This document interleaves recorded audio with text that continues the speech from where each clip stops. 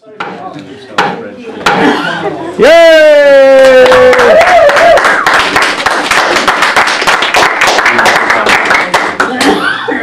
Hello everyone, and welcome to the contest. Thank you. I'm Sergeant at Arms, Scott Terry, and I am here to welcome our contest chair, Dan Craig.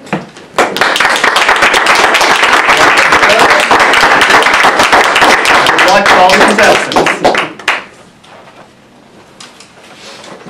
Good evening, fellow Toastmasters, distinguished guests, and those at home later. This is our Area 92 Fall Contest for Evaluation and Humorous Speech. I think we're going to have a really good contest, a very strong lineup of contestants. I think there's a lot that we can learn and enjoy here. Before we get rolling, I'm going to introduce the dignitary in the room, Mr. Don Wadley.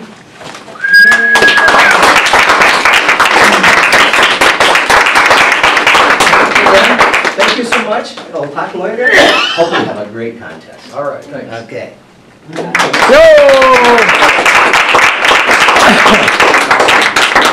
He is the Area 92 Assistant Governor, if I've got the title. Go! Big rock, no land there. I think the only other announcement before we start is cell phones and electronic devices. Please turn off anything that's going to make noise and distract our contestants. The first contest is the evaluation contest. Earlier, the contestants drew lot to determine their speaking order. The order of the contestants will be: first, Tom Trainer; second, Samuel Joseph Cragen; third, Gene Symington Craig. That's Tom Trainer, Samuel Joseph Cragen, and Gene Symington Craig. For a review of the rules of the evaluation contest, please welcome our Chief Judge, Will Burns.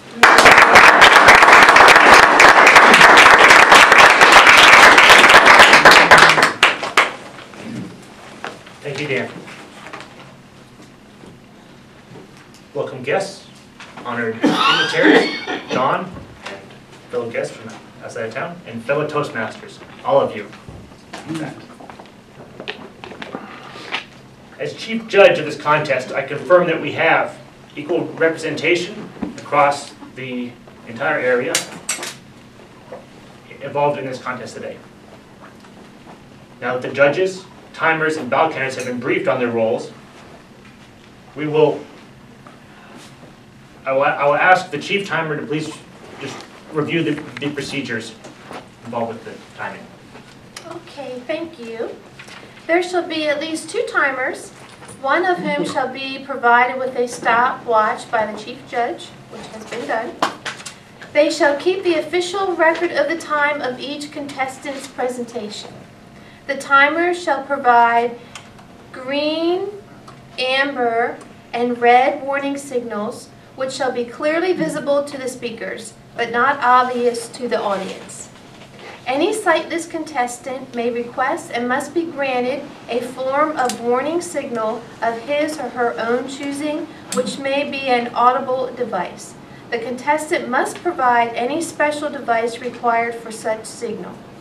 Any contestant is disqualified whose presentation time is less than the minimum time or more than the maximum time indicated below.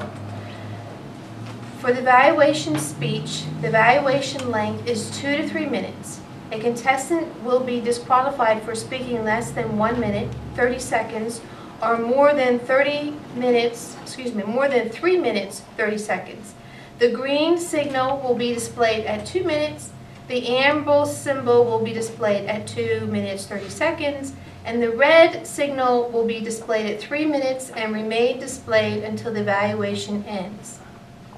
The timing will begin with the contestant's first definite verbal or non-verbal communication with the audience. This will usually be the first word uttered by the contestant, but would include any other communication such as sound effects, a staged act by another person, etc. Thank you.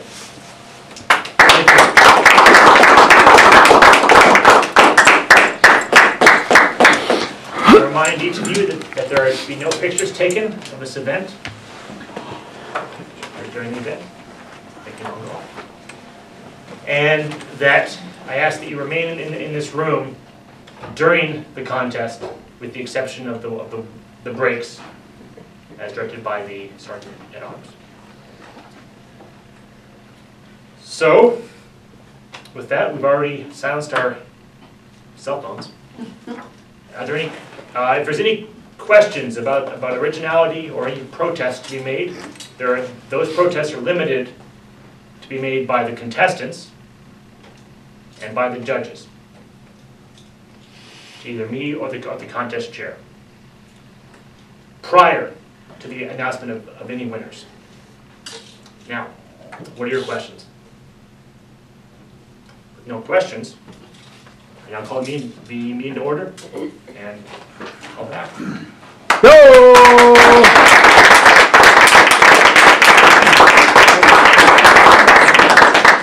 Thank you, Will.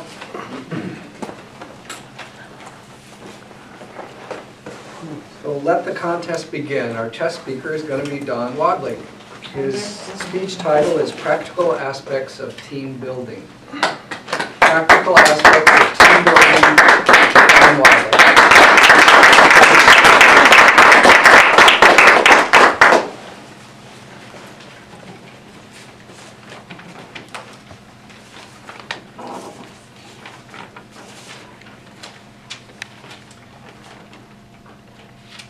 How many of you, in fact, I'm sure all of you, have been faced with this situation where all of a sudden you've been asked to do something and you say, oh my God, I don't know how to do this. Oh, this is going to be terrible.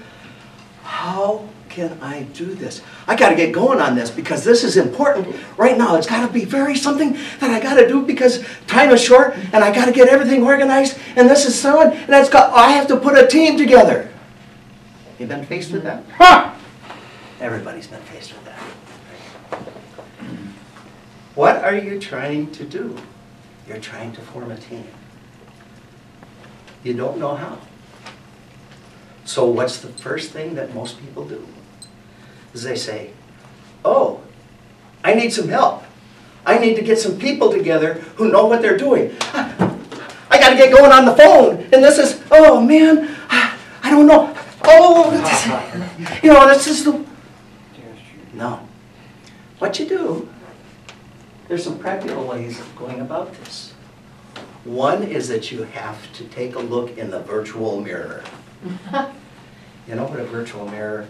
It's kind of like, it's a virtual, that's kind of like an out-of-body experience. You know what I mean? You just kind of, it's really not there, but you're looking at this mirror.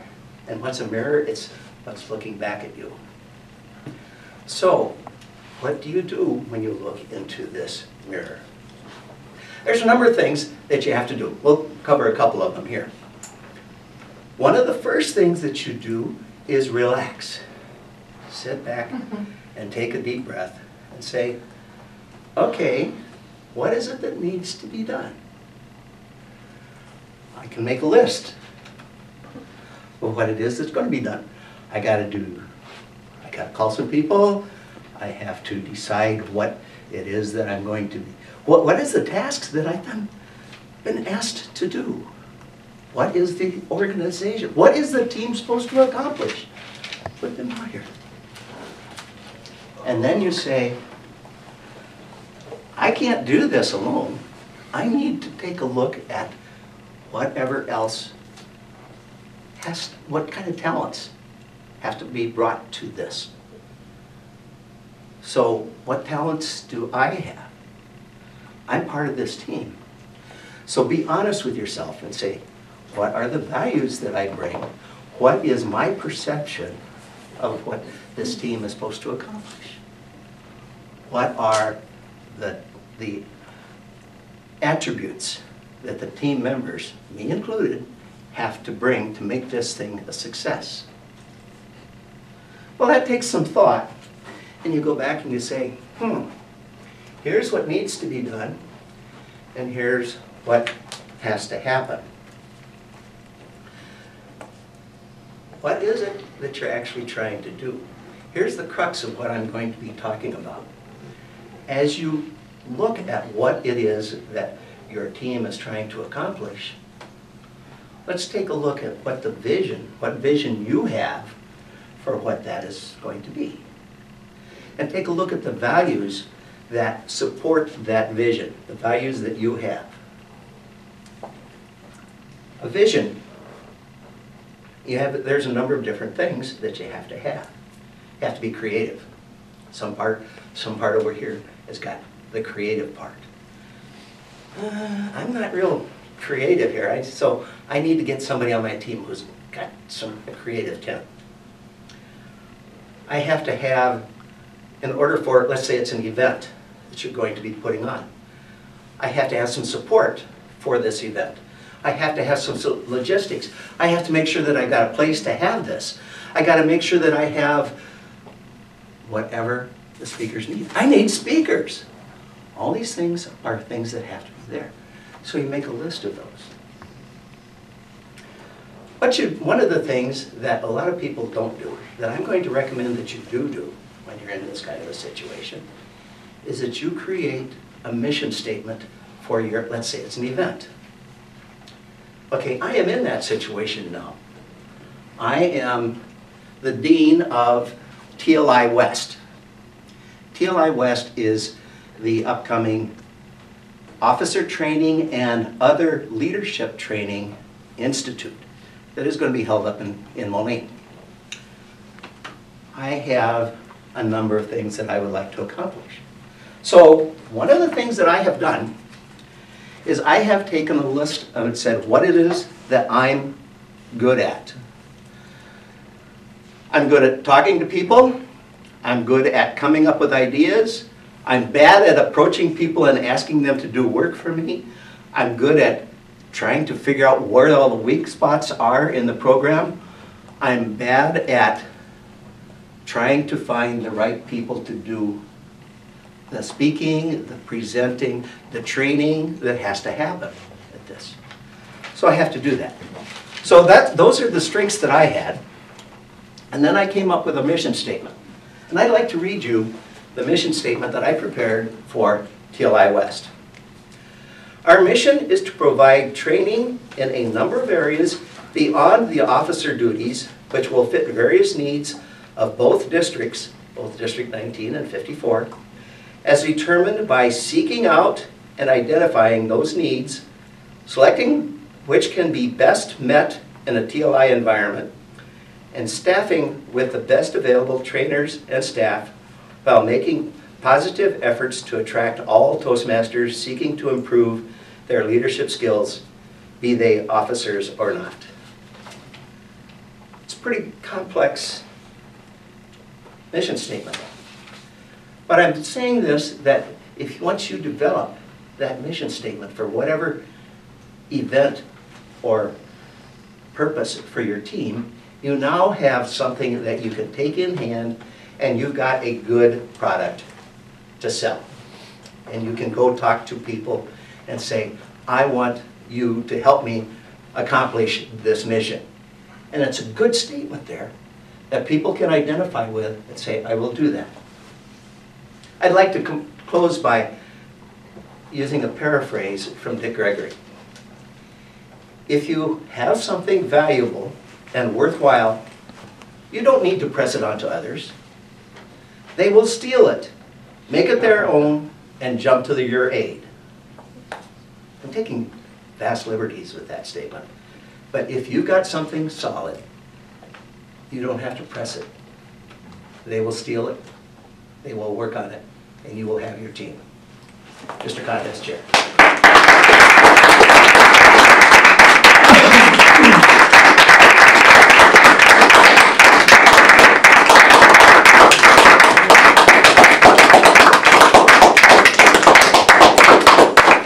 Thank you, Don. Now, Sergeant at Arms Scott Terry, would you escort the contestants from the room? Well done. How you doing, Jeff? Yeah, you might as well just stay up here. Okay, We can I'll give- sleep here. We can give you some hats. I just wanted to ask you a few questions for the benefit of our viewing audience. Yes. Do I have it right, one of your current titles is Public Relations Director for District 19? Yes, it is. All right. What would you like the Toastmasters in District 19 to have in their awareness these days? Wow. The main thing that the public relations officer has, one of the main duties, is to present the organization to the rest of the world and to provide some way of encouraging individual clubs to spread the word. Put their names into press releases, sponsor events that they invite the people to, different things like that that help spread the word, and then you give incentives to different club members to accomplish that. In a nutshell, that's what the public relations officer does. All right, thanks. Yes. Now, you're also the Assistant Area Governor for Area 92. The area governor is Romero Rodriguez III, is that correct? Can you tell me about working with him? It's kind of an unusual situation. It is an unusual thing. Romero, I've got the greatest respect for this guy, and if you ever have a chance to meet him, please do. He is currently incarcerated at East Moline Correctional Center, and he has about 20-some months left in his sentence. He accomplished his CTM several years ago at a different institution. He's just recently completed his ACV. He's well on his way to completing his ACS. He's gotten his CL, and he's, I believe that he is, well, now that he's got an area governorship, he has accomplished his ALS, I believe, or ALB at least.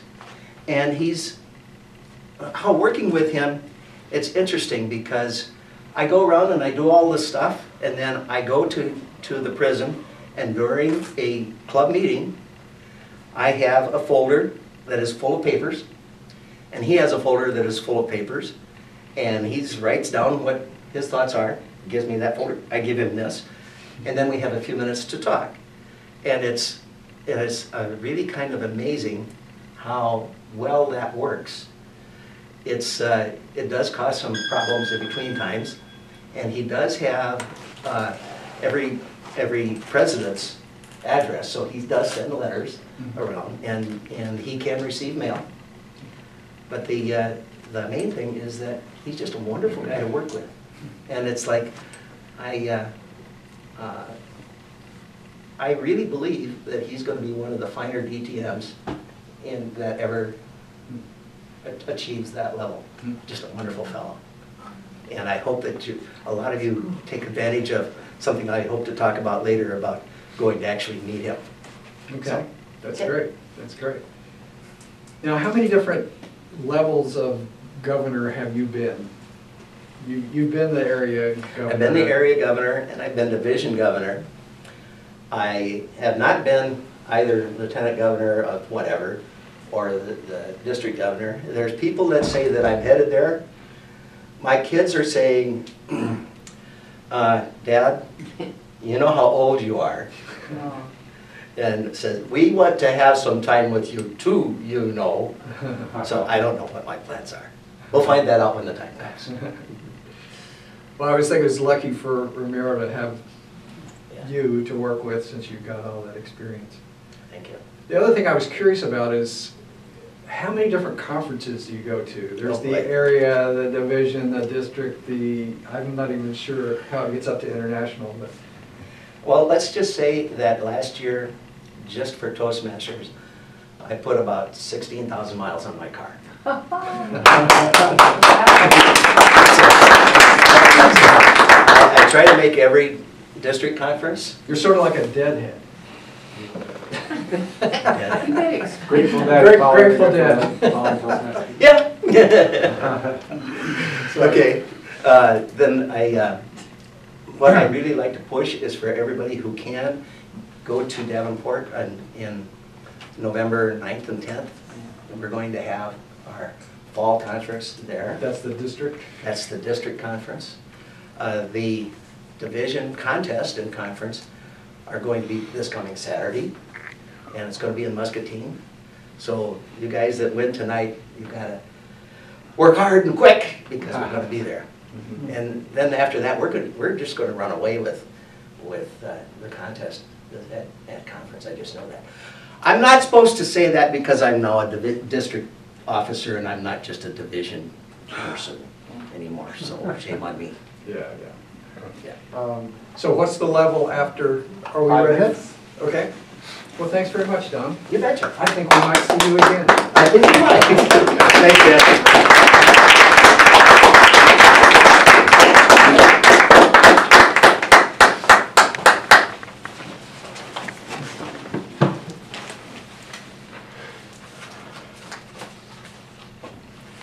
Our first, let me know when he's at the door.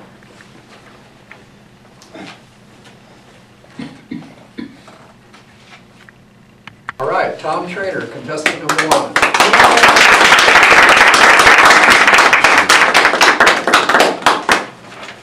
Mr. Contest Chair, fellow Toastmasters, honored and distinguished guests, good to see you. But most especially Don Wadley, Toastmaster, Assistant Area Governor. Excellent topic, excellent subject, excellent opening. You brought us into your speech with questions. You invited us into your speech and asked us to share your problem, which in effect is asking us to commiserate and enjoy your problem. You did an excellent job of taking us through the steps. You had step 1, step 2, step 3. You covered a lot of ground. You had the visions, the values. I really liked the fact that you read your mission statement out loud. I maybe would have seen that sooner, and then other things would have tied into it. Very animated, very sincere, and you used the stage. You weren't exactly tied down. Now let me give you some improvements that I think you could use better. I would open with, what are we trying to accomplish? Make it short, make it sweet. And say it twice. Because that's the message. What are we trying to accomplish? That takes us out of my problem, your problem, and gets us into a we environment. What are we trying to accomplish? That states it clearly. Second suggestion, do the Toastmasters High Performance Leadership Project, which is obviously you're doing for TLI West. So I would reference that in your speech. We're all Toastmasters. Let us know you're doing this project, okay? Because they might want to do it too. You can use the stage to emphasize your points. When you're talking about visions, you use this piece of the stage. You want to talk about your values. You want to talk about the talents. Then when you go back to those, you go back to the same point to emphasize that I'm talking about values. Values, stage location, they all tie up. The message, the visual, the verbal, all ties together because you're making them tie together by using your stage, not to wander around, but to tie it to your speech. What else? Vocal variety and energy. You started here and you finished here. You kind of ran out of steam about halfway through, and if you're going to start at that level, be ready to be there the whole way because you want to be consistent. I thought you had very good material. I think one thing you could have done was finish with another question and tie the question back to the beginning to emphasize what are we trying to accomplish. You could even finish with what are you trying to accomplish, what are we trying to accomplish. Pull it all together. Mr. Contest Chair.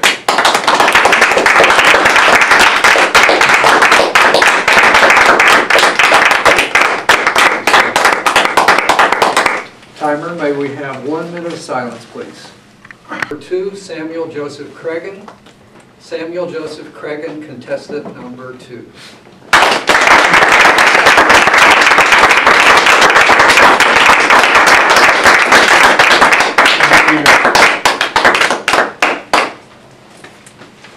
Fellow Toastmasters and honored guests, it's a real privilege to be here tonight and to be able to critique one of my fellow Toastmasters. Tonight, we were asked to critique or be an evaluator for, I was asked to be an evaluator for Don. Over the years, since Don has been a member for about 3 years, 4 years now, I've watched him, and this is to Don. I think you've done an excellent job tonight, and you're getting better each time. What I really enjoyed about Don's speech tonight was how he was talking about an out-of-body experience, and about how there was a virtual mirror, and he was looking at himself in that mirror.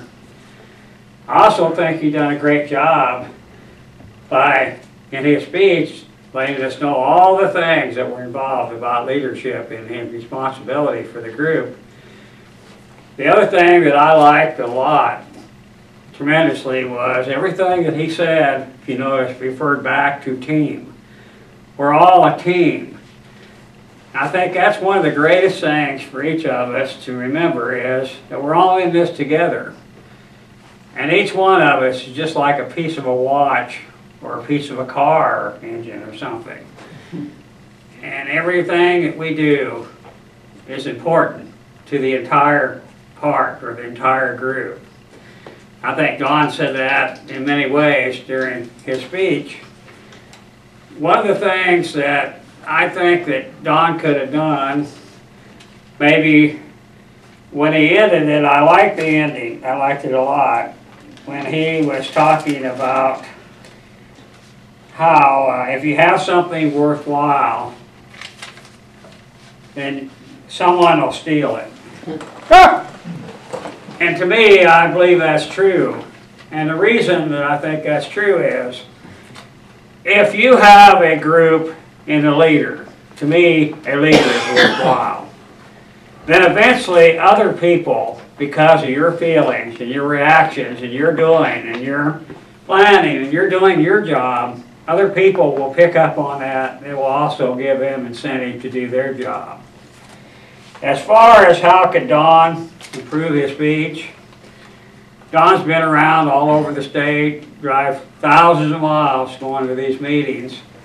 It would have been nice, Don, if you could have used some examples of something that someone else done in the group that helped to be part of that team. Otherwise, I thought you had awesome body language, enthusiasm, and sincerity in your speech, Don. Thank you, fellow Toastmasters. No!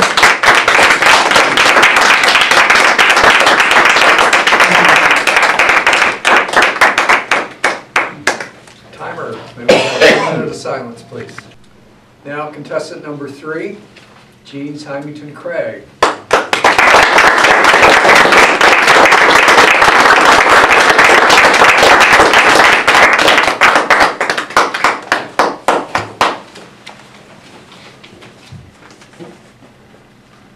Fellow Toastmasters, guests, viewers at home, and particularly Don. Don is so full of gestures there in that speech. He was out, he was this, he was here, he was all over here. Very well done with your body gestures. You really illustrated the stories that you were telling. Don also had great vocal variety, I thought. He would say, if you ever had to do something, oh, what do I have to do? And he, tossing the phone, that's a new gesture I haven't seen before. I really like the way he did that. He organized his speech as a problem and a solution. Have you ever tried to get something done? Do you need to put together a team? And then the solution. Sitting down, relaxing, making a list, finding out what you can bring to the table, what others can bring to the table, creating a vision statement, and then a mission statement. Since this was title, Practical Aspects of Team Building, one thing I would suggest for Don is, without spending a lot of additional time, because we're talking about here's a mission and here is a vision and here is an accomplishment that we want to get done, is to, even though he focused primarily on vision and mission, to help give us some steps that get us to the finish line. The relationship building, the planning, the accountability, something that kind of connects us in the end to that accomplishment, even though he chose to speak at the beginning phases of team building. Secondly, I'd like to have Don, because it's team building, I'd like to see him be a little more interactive with the audience. Stronger eye contact, because team building is about making relationships with people. So I'd like to see that happen a little bit more, because when Don's talking, I'm thinking, do I want to be on Don's team or not? Okay. And finally, I would say for Don, a suggestion would be I'd like to see a little stronger conclusion.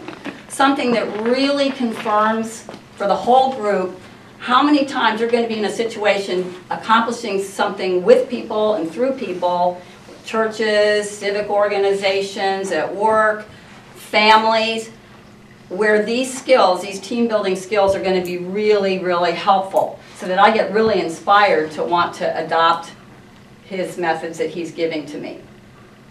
Love the speech. Really strong point was the statements with the examples. You made a statement about what you're going through, and then you actually gave us some personal experience of what you're going through right now. Made it all very comfortable and accessible, Don, and loved your speech.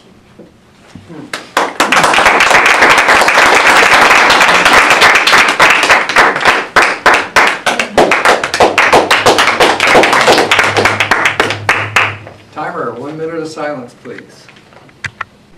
Judges, please complete your ballots and hold them up for the ballot counters to collect. Mr. Chief Judge, do you have all the judges' ballots and the timers' reports? I do. All right. We'll see you in a bit. I'd like to invite the contestants to come up as a group and chat a little more.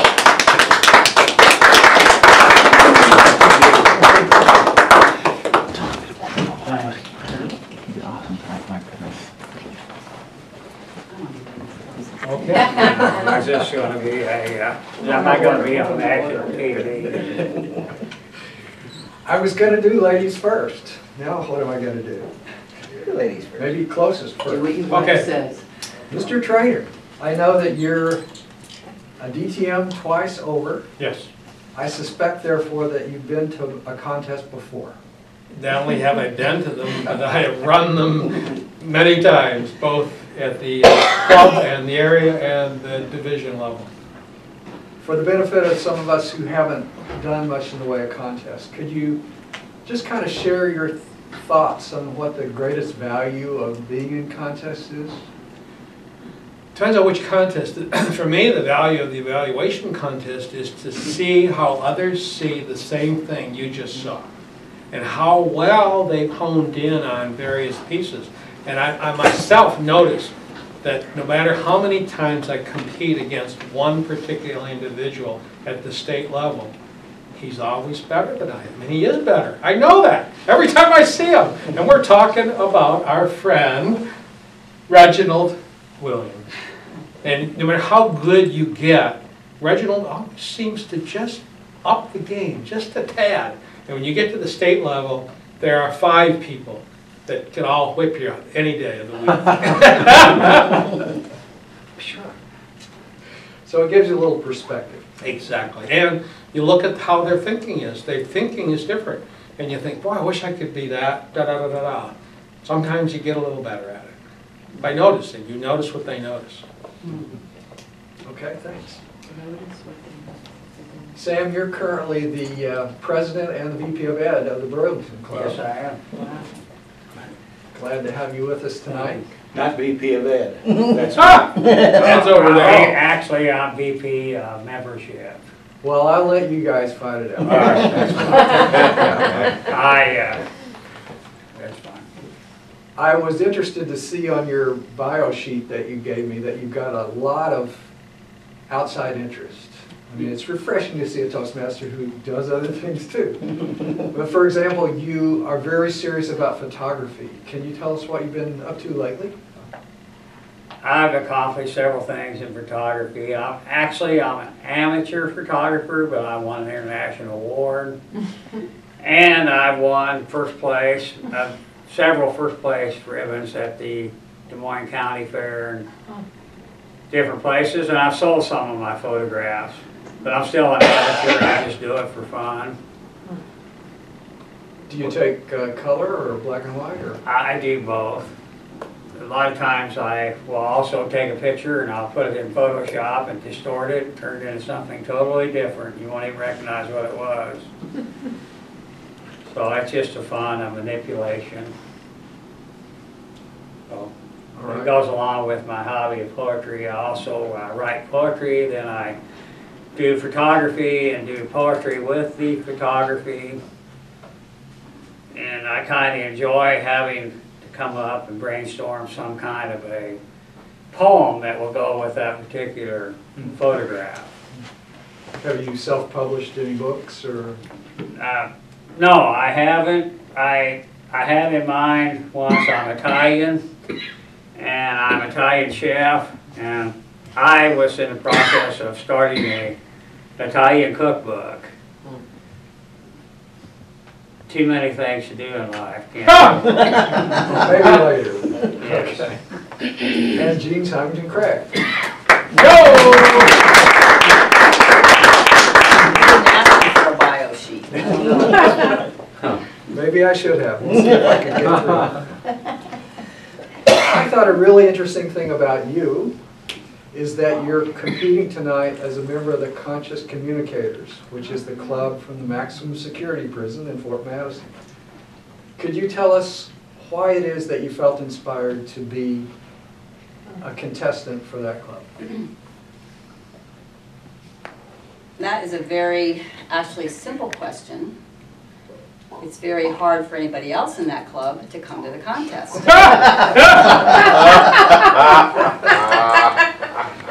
For them, it's not about getting to the contest, it's about getting out the front door. Although there are a couple of other outside members. I just thought it would be great for them to have representation in a contest where obviously they can't compete, but I get to carry the flag. Is Just it do a brief explanation about DVD what of that the is? contest, Yeah. go back to them? No, Yeah. can't really take a DVD there. Could you just give a brief explanation for folks who might not know what that means? Conscious communicators? Yeah. So conscious communicators, and it is spelled capital C-O-N for conscious communicators, is a all-male Toastmasters club. It's been in existence since what, about 2000? Yep. Tom Trainer was one of the founders there. It is a maximum security facility. People are in there often for life, more often than not their life. So this is serious offenders. They meet every first and third Saturday of the month, unless there's a lockdown or a riot or something else going on. In which case we obviously don't want to go in.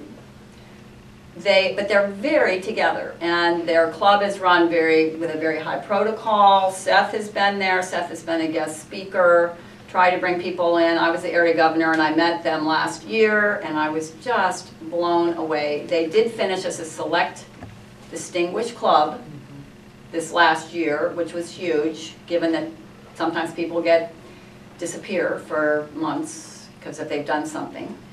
But I'm just it's a very rewarding club, and I think that's kind of why I wanted to represent them, just to be able to, who knows, whatever happens, but if I'm able to carry that forward, then I get to be representing a club that otherwise wouldn't be able to have any presence at all in a contest like this. Did I answer your question? Yes. Well, thank you all. Thank you.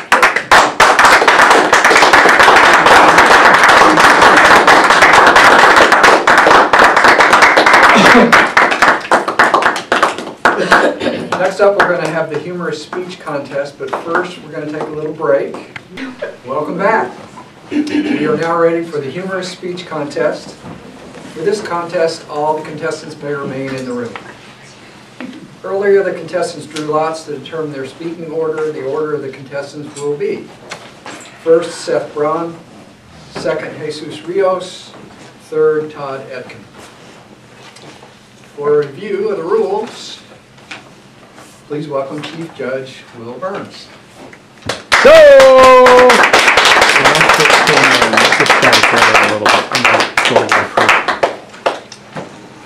Thank you, Dan. Or back, that's good.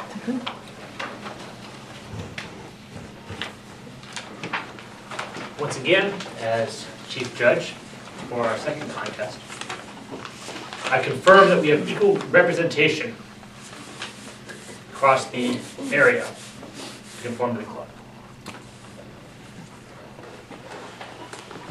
The judges and ballot counters are ready to go, and I will now turn it over to the chief timer to enunciate what is the requirements there. Thank you, Will. There shall be at least 2 timers, one of whom shall be provided with a stopwatch by the chief judge, which has been done. They shall keep the official record of the time of each contestant's presentation. The timer shall provide green, amber, and red warning signals, which shall be clearly visible to the speakers, but not obvious to the audience. Any sightless contestant may request and must be granted a form of warning signal of his or her own choosing, which may be an audible device. The contestant must provide any special device required for such signal. Any contestant is disqualified whose presentation time is less than the minimum time or more than the maximum time indicated below. No signal shall be given to indicate that a presentation has gone into overtime. In the event of technical failure of the signals, a contestant is allowed 30 seconds extra overtime before being disqualified. Timing will begin with the contestant's first definite verbal or non-verbal communication with the audience. This will usually be the first word uttered by the contestant, but would include any other communication such as sound effects, a staged act by another person, etc. Following are the timing rules for the humorous speech. Speech length is 5 to 7 minutes. A contestant will be disqualified for speaking less than 4 minutes 30 seconds or more than 7 minutes 30 seconds. The green signal will be displayed at 5 minutes. The amber signal will be displayed at 6 minutes. The red signal will be displayed at 7 minutes and remain displayed until the speech ends. Thank you. Thank you.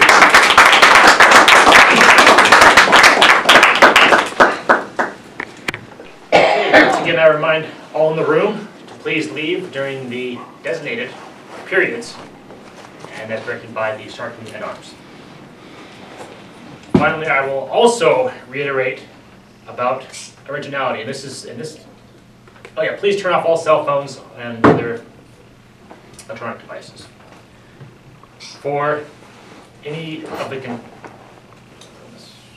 any contestants or judges, if you happen to observe, or if you happen to witness, I guess I would say, that during the humorous speech, if there's an issue with originality, if you had heard that somewhere before, if it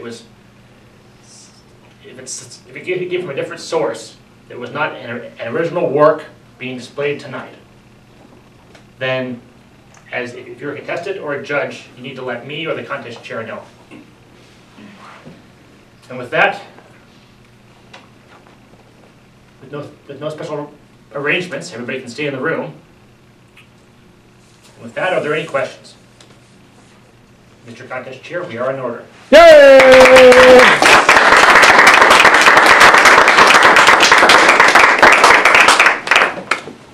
Our contestant number 1 in humorous speech is Seth Braun. The title of his speech, A Day in the Life in Boulder, Colorado. I'm going to repeat myself here. A Day in the Life in Boulder, Colorado, Seth Braun.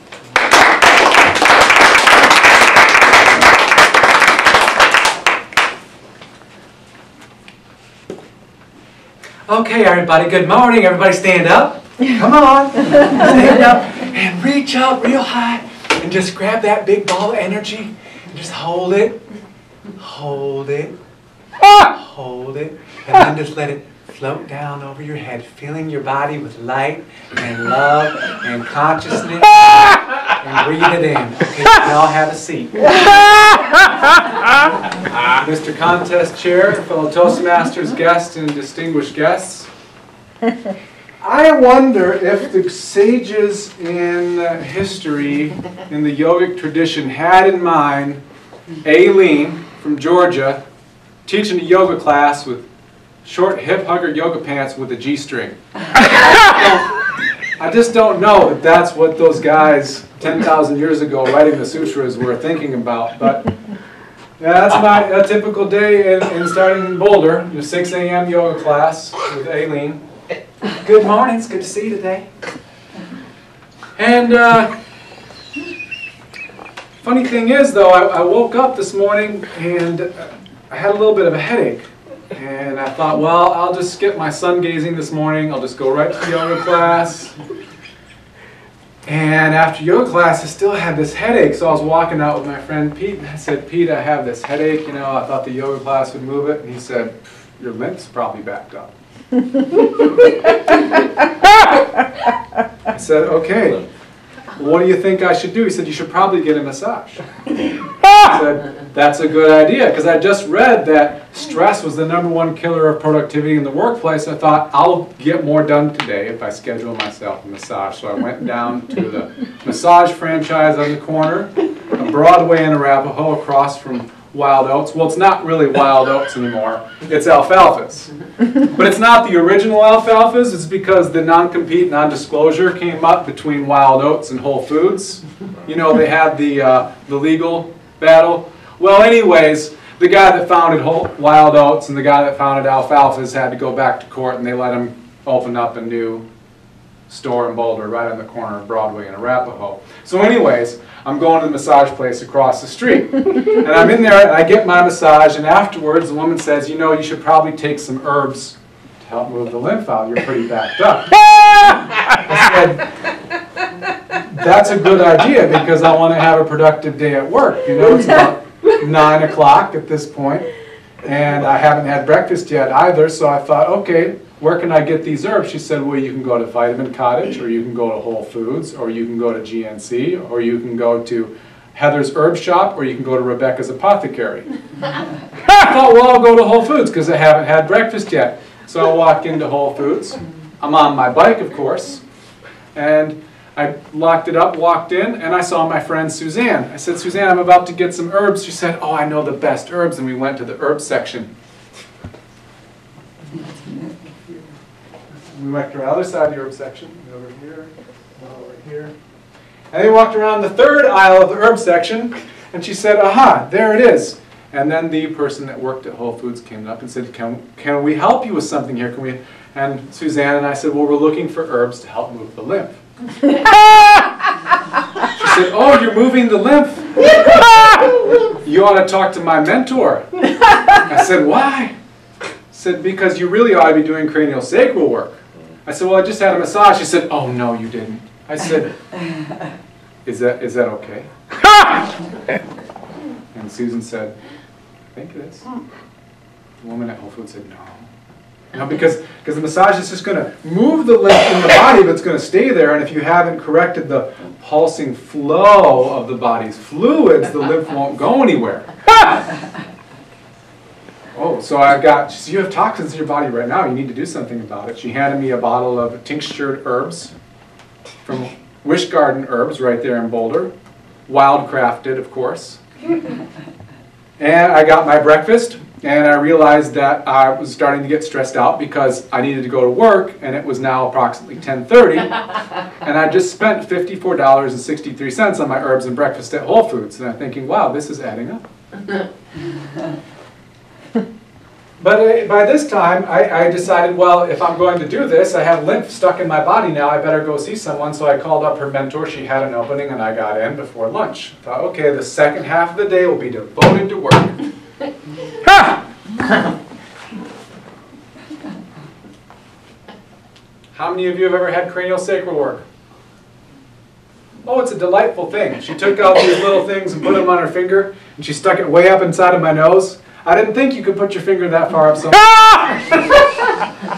and then she put her hand under my tailbone. I thought, whoa, I didn't know there was this kind of treatment. And then proceeded to adjust, and I kind of had an out-of-body experience, and I kind of had this dream. There was a virtual mirror. It was a very odd thing. And it was done. I did feel better. I felt pretty good. But it was lunchtime. So I had to go back to Whole Foods, and I walked in and I saw my friend John. And John and I were talking. I said, yeah, I just spent the morning. I went to yoga class. I moved my lymph. And I got all this work done. But John, I'm kind of tired. And I'm just a little stressed out because, you know, work. I just spent like $100 this morning and I haven't been to work yet. I said, your serotonin level's low. What you need to do is eat a baked potato. And so I'm in line to get my baked potato, and there's my friend Marge, and I'm getting my potato, and I'm about to order some organic roast beef. And she said, you can't do that. I said, why not? She said, it won't digest well. It's bad food combining. So I just got 3 potatoes. So I sat down, I paid for my 3 potatoes. It was $24.95. And I'm eating my potatoes plain because I don't know what else to do. Everything apparently doesn't combine well with potatoes. And then I feel sleepy, really sleepy. I was tired before, but I was happy. I felt happy. Well, the day continued on like this, but fortunately I saw my friend who is involved with a network marketing company. She gave me a couple little packets of something. I drank those in a little bottle of water, and I was ready to go! I was ready to go back to work! But I didn't quite make it. Because I saw another friend. And the moral of the story is this. If you wake up with a headache, take 2 aspirin. Mr. Contest Jim.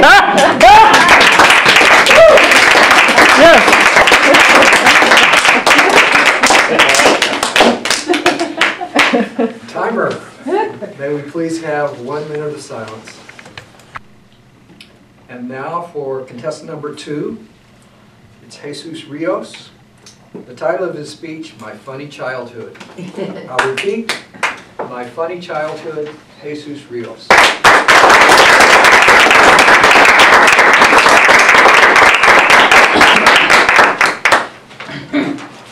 First of all, I'd like to point out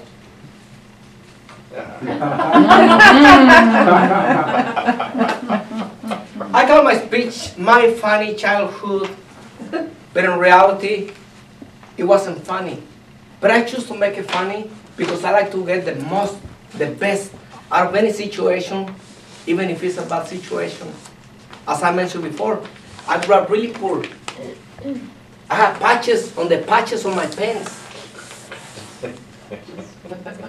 I wear my shoes until the soles were totally gone. Then if I were to step on a piece of gum in the street, I was able to tell you which flavor that was.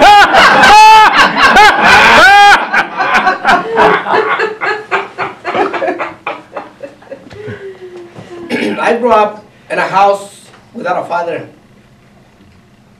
I asked my father, I said, Mom, what happened to my dad? He said, I don't know, he disappeared.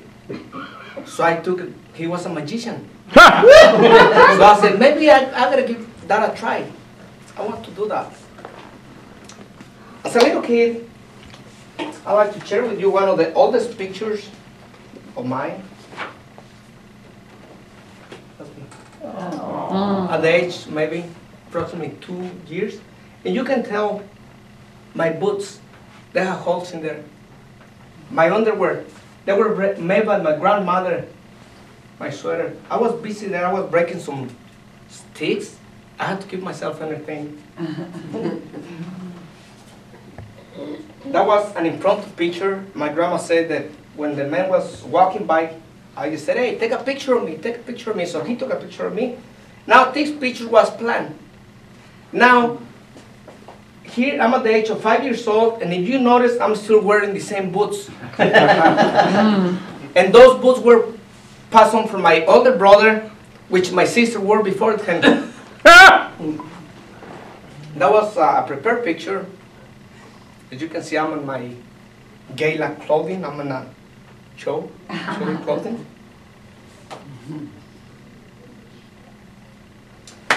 But the idea of my message today is that no matter what the situation is, you can always make the impossible. What seems to be impossible, you can make that possible. And this is supposed to be funny. And I will try to make it funny. But it can be difficult because all of us have a different sense of humor. And to demonstrate that, I like to get somebody that is willing to let me borrow a $1 bill, and I'm going to show you just what I mean. You have one, maybe? Okay, I have one over here. Thank you very much. I will do what is my impression of playing Iowa lottery. How many of you here play Iowa lottery? Let me rephrase the question. How many of you are willing to admit that you play Iowa lottery? Okay. I will read the serial number K2535339-2E. Now you remember that. This is my impression of Iowa lottery. Woohoo! That's it. That's it. That's it. You see what I mean? Most everybody thought it was funny. Except the young one. Don't, I'll make it up to you.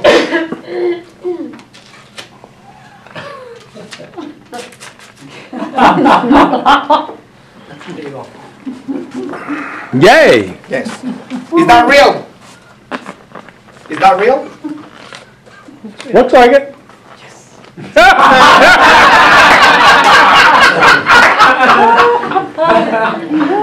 I thought that magic was something that I had to try just because my father disappeared on me. When I was in school, it always get me in trouble trying to be funny. And you have to be really careful what you tell a little kid. And I remember one time, I told my uncle, I said, "Uncle, let me show you a magic trick." He said, "Okay, what do you need?" I said, "Let me borrow a 1 peso back in Mexico, the equivalent of $1. I got $1 and said, "Okay, watch, I'm gonna make it disappear. Watch." He said, "Oh, very funny, very funny." I thought, oh, he liked it. "Let me do that again, Uncle, let me another $1. He wouldn't fall for it. He said, "Oh, let me show you a trick." I said, "Okay." He said, "Put my finger." Oh, you guys know that one. Yeah. Okay. Now, I would like to show you something that I think it will be magical. I'm going to show you how everything, the seemingly impossible, is possible. But for this, you need a magic wand. If you don't have a magic wand, anyone will do. In my case, I have an American magic wand. Made in China.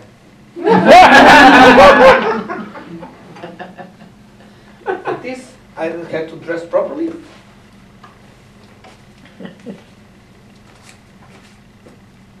I will do this really slow. Notice that my hand never leaves my wrist. And don't blink. If you feel like blinking, you can go ahead and pre-blink.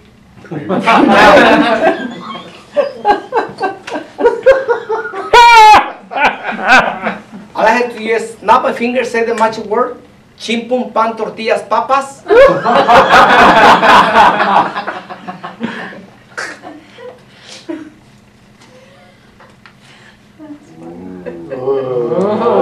Will you please stand up and read out loud the serial number of the bill? Oh gosh, okay. K2535339-2E. Does that sound familiar? That was it. That was to show that everything can be possible. Thank you very much.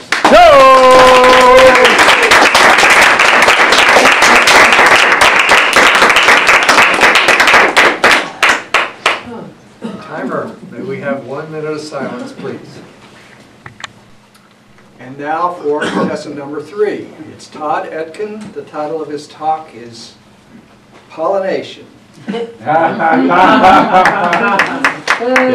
Pollination. Please welcome Todd Etkin.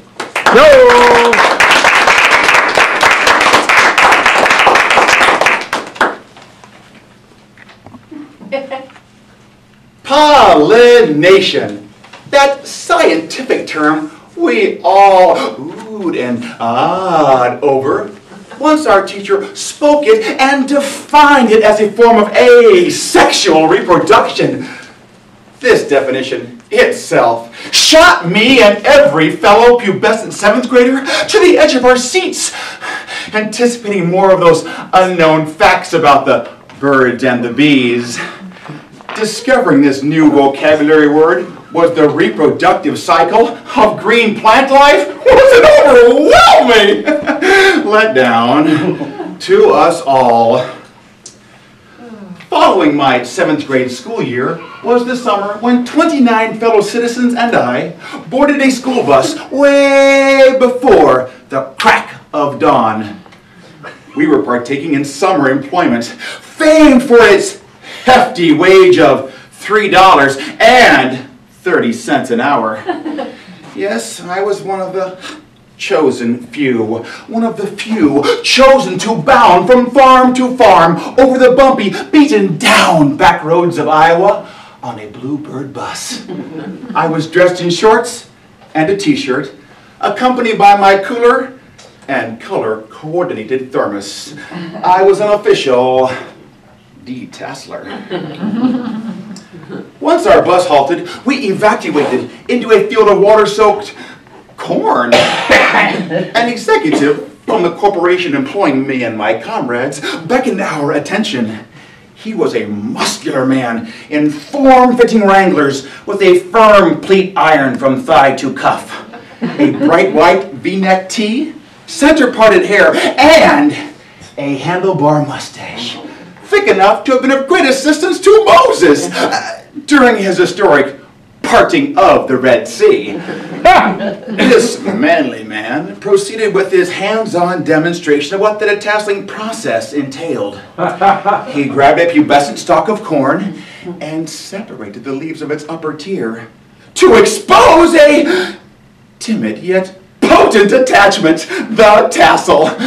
He then grabbed it, thumb down, and with a swift upward jerk, parted this male appendage from its mother plant. I was appalled. There I was, a naive adolescent being ordered to strip the total manhood from another species of life, a species to which I held no ill feelings. I gritted my teeth and proceeded forward, cleansing this innocent, undefiled corn, robbing it from its right to procreate, while each stalk stood so near its peak moment of fertility.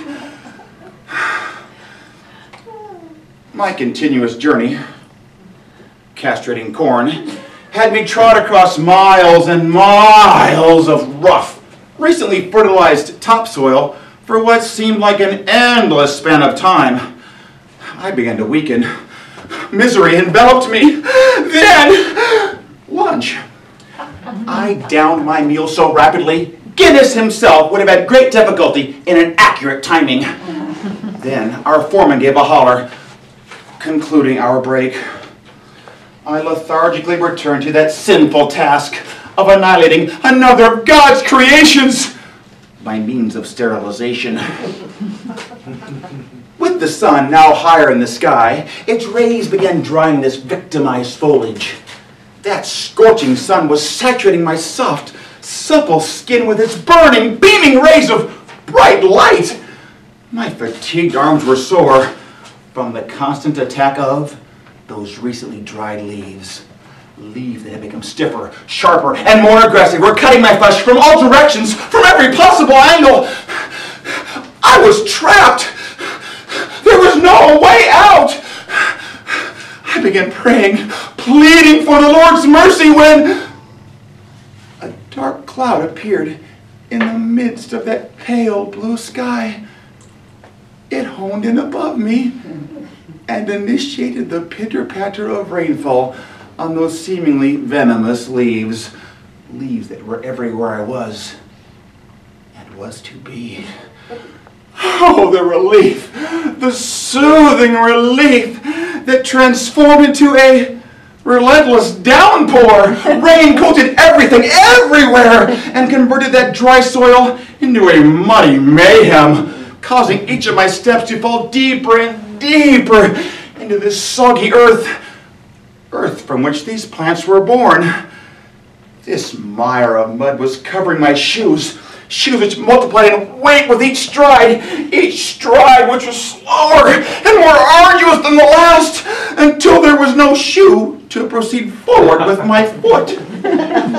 This vengeful earth had swallowed my footwear and was now aggressively pulling, tugging, sucking on my socket foot as I strayed forward in my senseless trek of ridding fellow creatures of their Y chromosome, their total potential for propagation. The sight and smell of corn was engulfing my senses, restraining my desperately needed, oh, so tardy conclusion. Regardless of the wages, man should not fool with Mother Nature.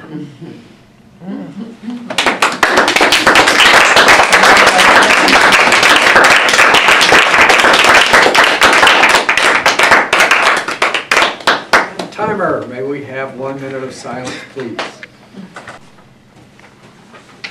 Judges, please complete your ballots and hold them up for the ballot counters to collect. Chief Judge, do you have all the ballots and the timer's reports? We do. I do. I'd like to invite the contestants to come back up for a short interview.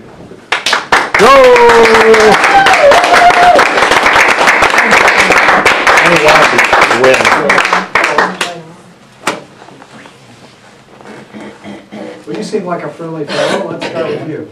All right, you guys want to come up here? You were second, you were second. All right. Seth, if I say indestructible success to you, does that ring? Leading question. Oh, yes. I'm wondering, I know that you told us, was it a year or so ago, that you went on this tour to promote your book? You talked to Unity churches and Toastmaster Club. Was it 100 talks in 100 days or something crazy like that? Something crazy.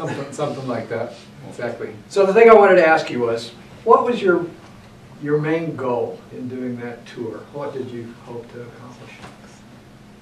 Sales. Well, Mr. Contest, that's a fantastic question. I'm still paying my Whole Foods bill in Boulder, so I'm hoping to get that paid off. And then, you know, actually my goal this year was to give 300 talks and to sell 10,000 copies of my book and to give 25 speaking engagements professionally, you know, paid, really well paid. And the great thing is I wrote a book called Indestructible Success, and I make mistakes all the time, and it's very humbling. And so the takeaway is, for everybody here, if you have a dream, you know, it's cool. Just keep working at it. You know, it's not it's going to happen if you keep moving forward. And you don't have to stress out about it. No, that's not what you asked. But it's what I wanted to say.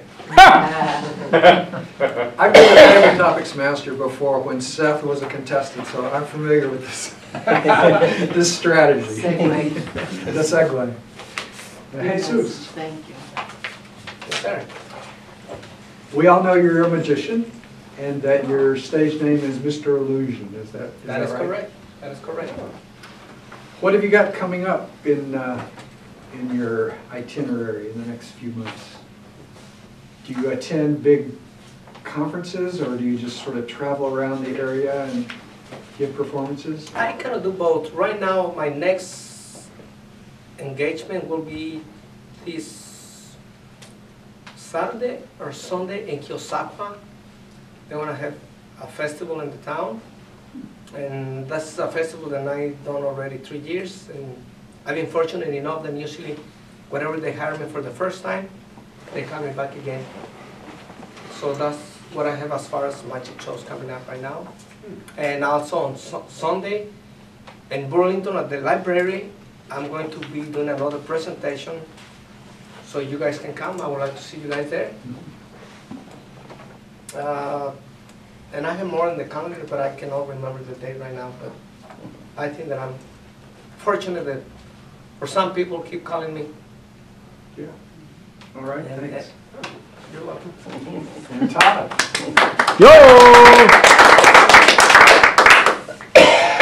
Todd was the sergeant at arms for Golden Speakers when I was a brand new Toastmaster. And so my first exposure to Toastmasters, the dignified Toastmaster experience, was Todd doing an impression of Ed McMahon introducing Seth as Johnny Carson. It was somewhat eye-opening. Glad to have you back. Is it correct that you've got your DTM at this point, or you're close to having it? Close. What more do you have to do? I don't know. I need to turn on that manual for advanced leadership silver and advanced communicator, so gold, then I'll have it. Everything else done. So you're pretty close. Once you have that done, are you going to do it all over again, or? Might as well. I mean, that's evidently what one does. DTM, you just do another one. I know that when you were a member of Golden Speakers, you had to drive from Burlington every time and back. And do you miss that drive? Well, gas was cheaper 2 or 3 years ago. I don't miss it at all. So. Okay. Gas is cheaper. I was still confident. It's outrageous. Gas is. Yeah, yeah. Let's see. What else? Seth, you want to do a magic trick? Oh, no, Jesus. Do you want to do a magic trick, Dan? No. Other than disappear. Question for the audience? Yes. If I'm correct, you've given that pollination talk before, I believe I remember it, right? What other occasions have you given it? I gave it up at the, what's that chemical company up there in Muscatine? Monsanto. They loved it. And I went to the DuPont Corporation in Indianapolis, Indiana, and gave it to the people, genetic engineers there. They just loved it, raved. Half of them, they're almost all Asian. They just laughed their buns off. They just loved it. They got it. They just gave me good reviews there.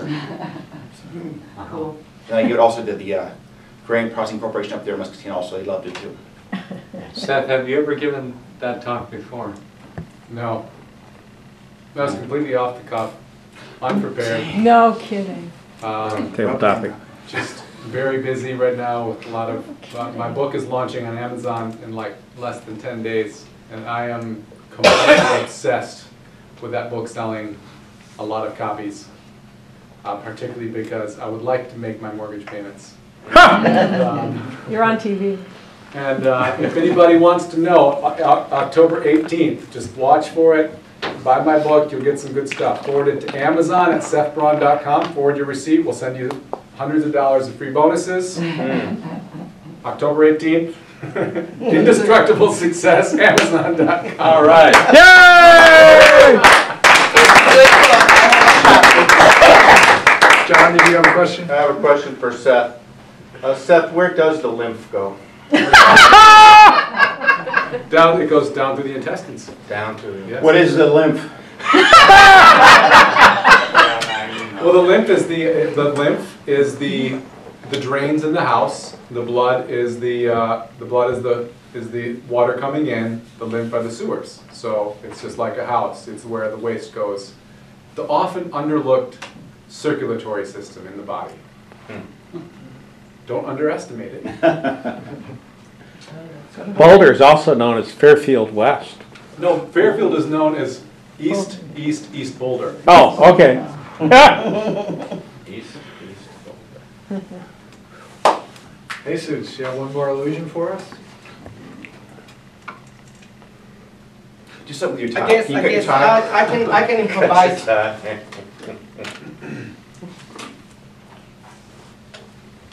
A pen, I just borrowed the pen from there. Watch really close. I'm gonna make the pen disappear right before your very eyes. turn with the cup. Wait. It really didn't disappear. It just jumped to the other side. Watch.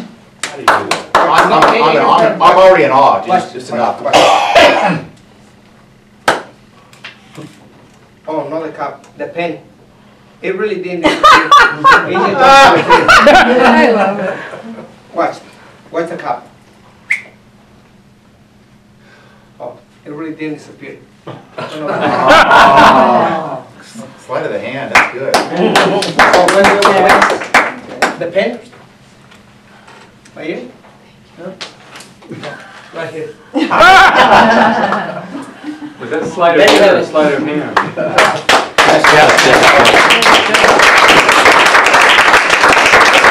This is the item here in the show tonight, and we're going to sell this for a charity for Toastmasters. Who give me $1? One little bit now, one little bit now, one little bit now, one. I have one now, one little bit one. I have one now, two, little bit two now, two little bit now, two, little bit now, two now, three, little bit three now, $4, four little bit now, four now, five now, six now, seven, little bit seven. I'm at seven now, $8, down on eight, little bit eight. Sold! $7 bidder, 26. $7 bidder, 26. Hey, Tom Trainer, okay?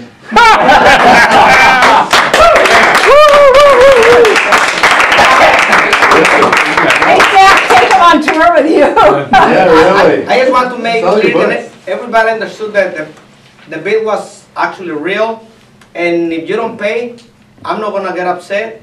But right on the side of the door, there's gonna be two men in black. They will be upset. I have one question, Jesus.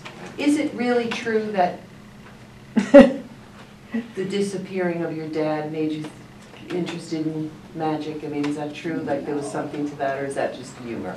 It's just a humor, but in reality, my dad disappeared in my life. I knew that. I found him when he was 16 years. Yeah. I was 16 years of age. Yeah. I went and looked for him. I found him, and I was really excited because I was at the age that I was going to start high school. But I didn't work the way I anticipated. He was physically abusive to me. I was his slave. I used to work from right after school, 4 o'clock, sometimes till about 3, 4 o'clock in the morning, to be back in school at 7 o'clock in the morning. And I just couldn't keep up with the classes. I would just fall asleep. My body just...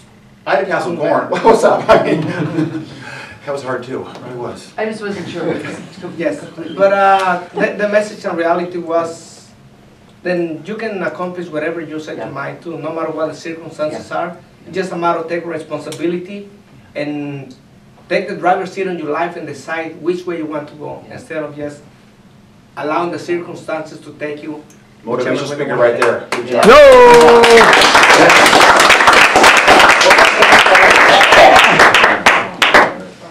Thank you. Thank you. Thank you.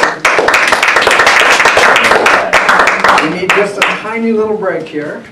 The results of the evaluation contest and the humorous speech contest are in. Yay! It's good. I'll mention that second place is very important. The division contest is this Saturday, October 13th. If the first place winner cannot compete, then the second place winner can take his or her place.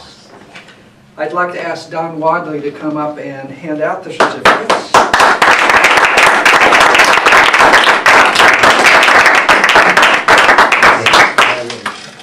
This is the evaluation contest. So the second place winner, evaluation contest, is Gene Symington Craig.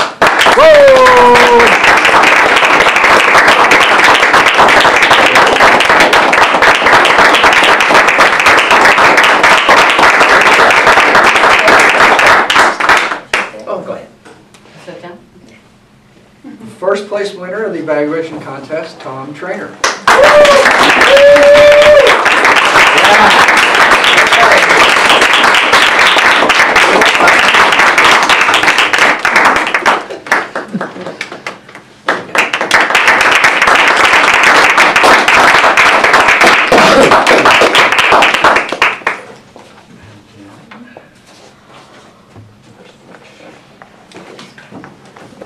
the winners of Humorous Speech Contest.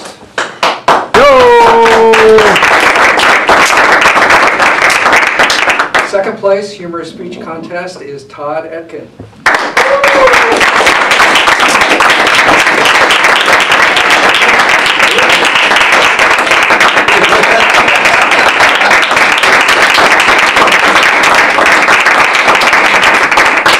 First place in the humorous speech is Seth Braun.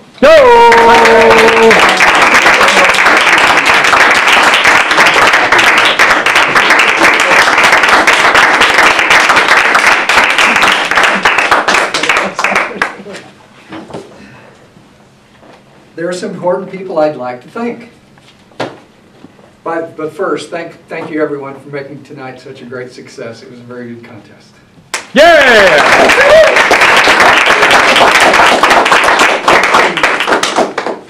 Thank you to our ballot counters. That was Rhonda Whitaker and Stephanie Chambers. No! Oh, we've got a certificate for you. There's a certificate for you. Yeah, go, go, go. Come on up.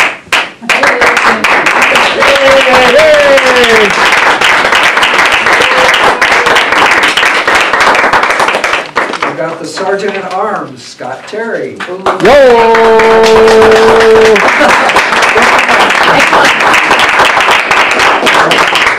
We'll get right back to you. Yeah. We got the timer and assistant timer. That's Darlene Martin and John Loris. I got certificates for you. Yay! I'm sure it's here handy. Come on, we're two-timing. What are you doing back there? Yes, yes. Two-timer.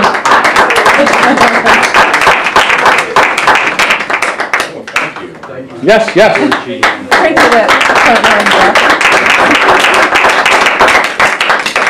Chief Judge, Will Burns. Yes. Go, Willie, go. And I'm going to have the remaining judges come up as a group.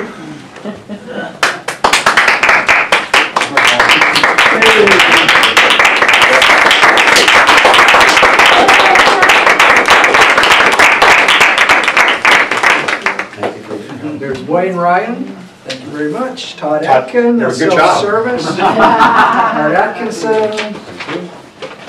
Cindy Trainer. Thank you, thank you. Jyoti Rajadikari. Thank you. Thank you.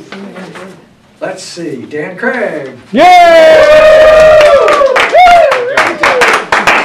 And a double winner tonight, judge and target speaker, Don Wadley.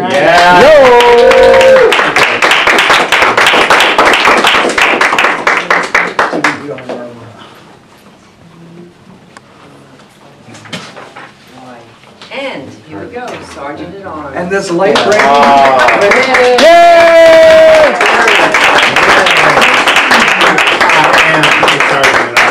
Yeah, just in case anybody wants to know. I hope to see you all this Saturday at the division contest in Muscatine. What's the time and the place? 10.